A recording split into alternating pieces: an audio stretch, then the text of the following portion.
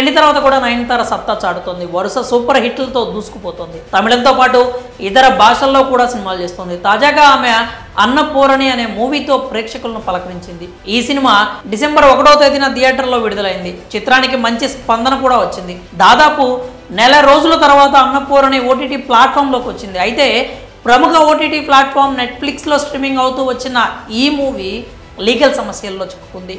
ఈ సినిమా హిందువుల మనోభావాలు దెబ్బతీసేలా ఉందంటూ నయనతారతో పాటు ఈ చిత్ర నిర్మాతలు దర్శకుడిపై కూడా కేసు నమోదైంది.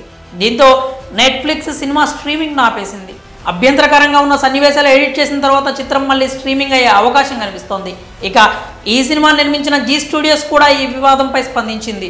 బ్రాహ్మణులకు బహిరంగంగా క్షమాపణలు చెప్పింది. ఈ మేరకు ఓ క్షమాపణ లేఖను కూడా విడుదల చేసింది. హిందువుల మనోభావాలను దెబ్బతీయడం తమ ఉద్దేశం కాదని ఆ లేఖలో పేర్కొంది. కాగా ఈ సినిమాకు ప్రముఖ తమిళ దర్శకుడు నీలేష్ కృష్ణ దర్శకత్వం వహించారు.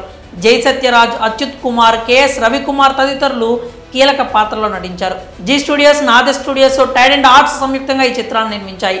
ఎస్ఎస్ తమన్ సంగీతం అందించారు. ఇక అన్నపూర్ణి కథ విషయానికి వస్తే రంగరాజన్ అనే వ్యక్తి దేవుడి నైవేద్యం ప్రసాదాలు తయారు చేస్తూ ఉంటాడు. ఆయన కూతురు అన్నపూర్ణి తండ్రి వంటలు చూస్తూ పెరిగి వంటలు చేయడంపై ఎక్కువ మక్కువ పెంచుకుంది. ఆమెకు చిన్నప్పటి నుంచే ఒక గొప్ప చెఫ్ కావాలని కోరిక ఏర్పడుతుంది. ఇదే విషయాన్ని తండ్రికి కూడా తెలియజేస్తుంది. బ్రాహ్మణ కుటుంబంలో పుట్టి మాంసాహారాలు వండే షెఫ్ ఎలా అవుతావు అని ఆయన నిలదీస్తాడు. ఎంబీఏ లాంటి కోర్సులు చేసుకోమంటాడు. అయితే అన్నపూర్ణికి తన స్నేహితుడు ఫర్హాన్ తోడుగా నిలుస్తాడు.